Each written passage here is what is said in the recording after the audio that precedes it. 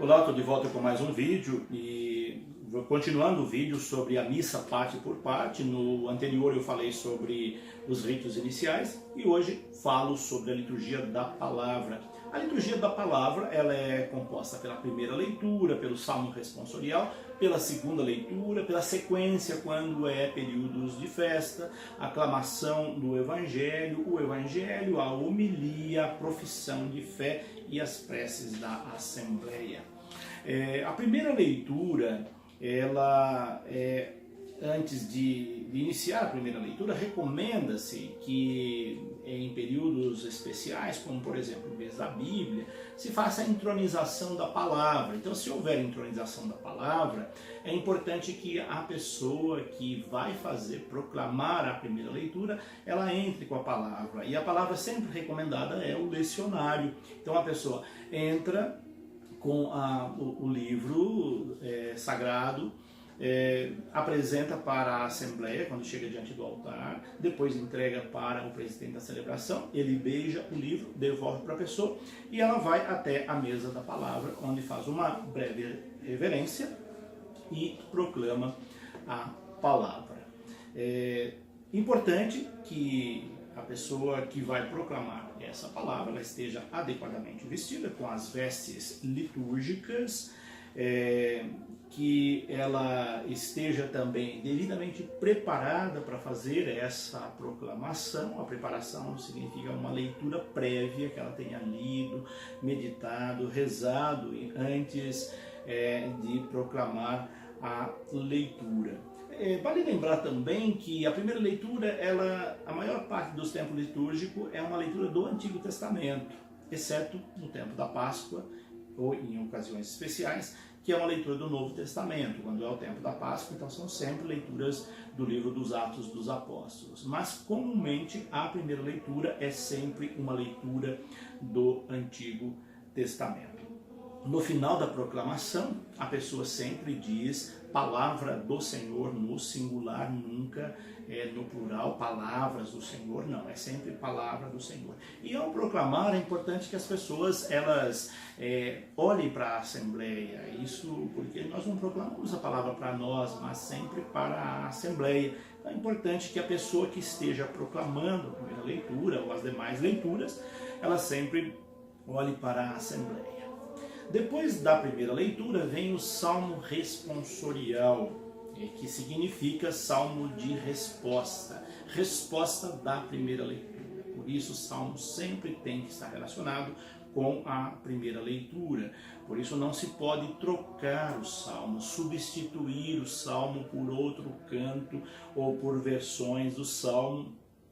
O salmo é sempre aquele que encontra-se no lecionário, aquilo que a liturgia indica, e a melodia, então, é importante que seja uma melodia litúrgica. Hoje virou um modismo colocar melodias gospel nos salmos, e isso é algo que não é recomendado, mas predomina-se muitas vezes melodia de igrejas evangélicas nos nossos salmos litúrgicos. Por isso que é importante que quem proclama o salmo conheça um pouco o inário litúrgico da CNBB, as melodias que a igreja recomenda, para não colocar melodias gospel, que nós chamamos de dizer, nos salmos dentro da missa.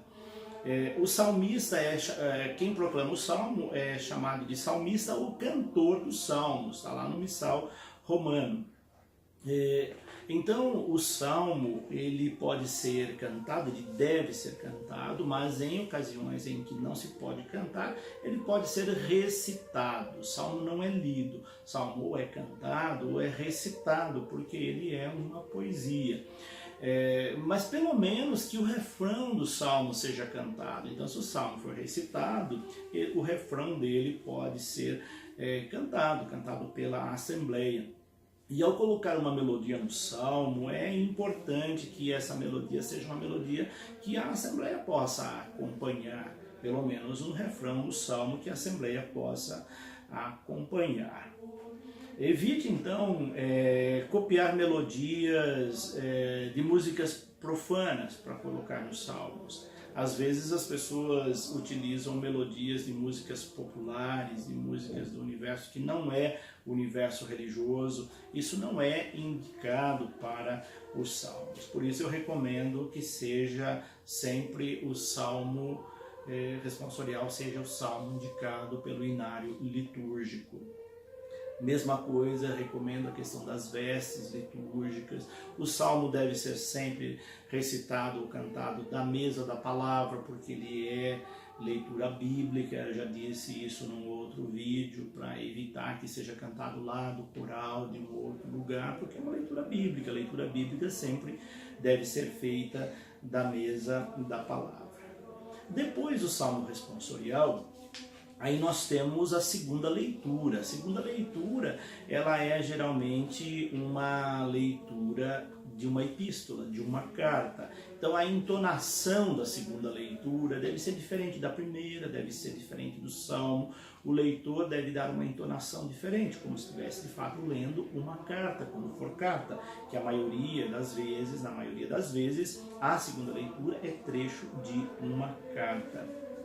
Durante a semana não se tem a segunda leitura é sempre nas celebrações dominicais e nas solenidades e festas. Recomendo a mesma coisa, a questão da postura, do uso correto do microfone nas três leituras, tanto na segunda quanto no salmo e também nas demais. O uso correto do microfone é muito importante, o olhar para a Assembleia é valioso, isso dá um diferencial na leitura, quando a pessoa que lê, que proclama, ela consegue ler e ao mesmo tempo olhar para a Assembleia. Então o destaque da segunda leitura é a mudança da entonação da leitura, que é diferente da primeira e do salmo. Quando é um período festivo ou uma festa, depois da segunda leitura, nós temos a chamada sequência, que ela vai aparecer só em ocasiões especiais, como por exemplo, no período da Páscoa, vai ter algum momento na solenidade da Páscoa, tem a sequência. Em Pentecostes temos a sequência. Em outras solenidades, dependendo de uma festa de um santo, de um padroeiro, da importância dele, vai ter também uma sequência. Recomenda-se que sempre a sequência também seja cantada, e ela seja cantada da mesa da palavra. A maioria das equipes de canto cantam a sequência lá do lugar onde estão tocando. Ela recomenda que é a mesma coisa do salmo. Se tem sequência, a sequência deve ser cantada e cantada da mesa da palavra. A Assembleia não se levanta durante o canto da sequência, porque às vezes há uma confusão com a aclamação do Evangelho, porque terminou a primeira leitura, como a sequência não é algo comum, a hora que começa a cantar a sequência, a Assembleia levanta, mas não, a sequência é uma leitura que a Assembleia está sentada. Depois, na aclamação, é que ela vai se levantar. Então é bom dar essa recomendação às vezes para as pessoas permanecerem sentadas. Ela pode ser feita pelo próprio salmista, ou então por uma pessoa escolhida para fazer exclusivamente a sequência. Quem vai cantar anuncia então a sequência para não confundir a Assembleia com a aclamação. Depois da sequência que vem a aclamação, aí sim a Assembleia se levanta. Mais um dado importante da aclamação é que a Assembleia deveria se levantar na hora que começa o canto, não nos primeiros dedilhados do instrumento para aclamação. Então, uma recomendação importante é que você observe o presidente da celebração. Espere o presidente da celebração se levantar para depois você se levantar. A Assembleia dificilmente vai fazer isso, deveria. Mas pelo menos a equipe litúrgica, a equipe que está de celebração, que está no presbitério, ela deveria primeiro esperar o presidente da celebração se levantar, para depois ela se levantar na hora da aclamação. E você pode observar que o presidente da celebração vai se levantar na hora que começa a letra da aclamação, e não no primeiro dedilhado do violão. A aclamação, ela precisa estar sempre em sintonia com o Evangelho, por isso não invente versões de aclamação com outras letras, para evitar erro. A aclamação deve ser sempre aquela que está lá no Missal Romana, porque ela está na sequência, ela vai aclamar aquilo que vai ser proclamado em seguida, porque você fala uma coisa na proclamação e depois a leitura do Evangelho diz outra completamente diferente, por isso não se pode também substituir a aclamação. O mesmo que serve para o Salmo, serve para a aclamação do Evangelho. Ela tem uma estreita sintonia com o Evangelho.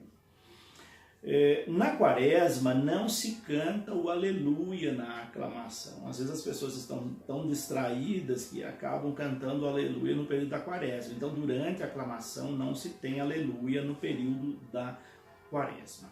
A aclamação, ela pode também ser lida, não precisa ser necessariamente cantada. Porém, se ela for lida, que seja lida de uma maneira bastante adequada. Não havendo quem recite a aclamação ou quem cante a aclamação, o próprio presidente da celebração poderá fazê-la.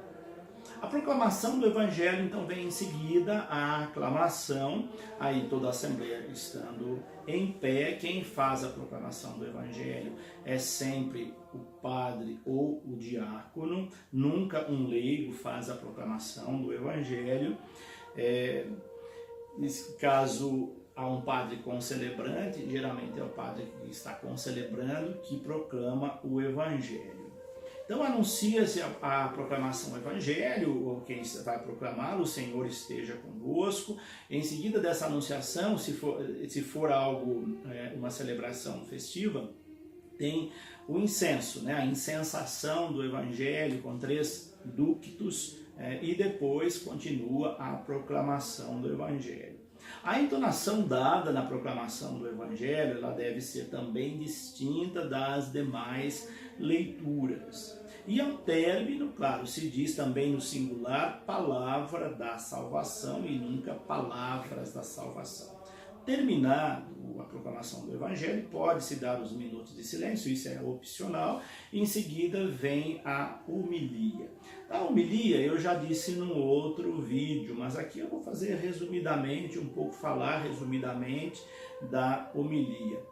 Ela deve ser feita, recomenda-se que ela seja feita sempre da mesa da palavra, porque ela é palavra. Não deve ultrapassar entre os 15 minutos, de 10 a 12 minutos, o máximo 15 minutos numa homilia, que já é extensa. 12 minutos de uma homilia é o ideal. Ela deve estar sempre centrada na palavra de Deus, mas também atualizada com o contexto litúrgico, com o contexto da realidade que se está vivendo na comunidade.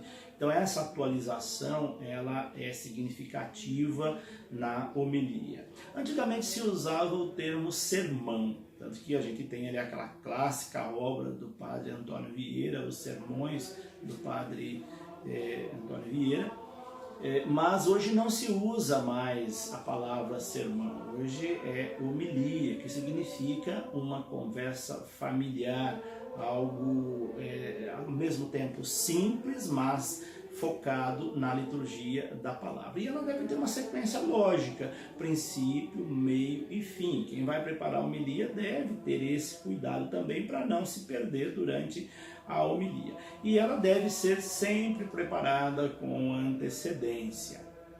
Após a homilia, também se pede um momento de silêncio, interiorização daquilo que foi lido e depois a profissão de fé, que é o símbolo da nossa fé, que é a oração do creio, o credo, em que nós temos ali o que nós acreditamos da nossa doutrina, é a síntese da nossa doutrina. No creio nós temos 2 versões, o credo comum, que nós rezamos em quase todas as missas, e o credo niceno-constantinopolitano, que aparece em ocasiões especiais. Ele tem esse nome porque ele foi elaborado no Concílio de Nicéia em 325 depois de Cristo e de Constantinopla em 381 a.C. É um credo com uma letra belíssima, um clássico da nossa liturgia, e ele aparece, portanto, em ocasiões especiais. E também existe uma outra versão do creio que pode ser feito perguntas e respostas, como se faz em ocasiões de batismo, renovação das promessas batismais, em ocasiões de crisma.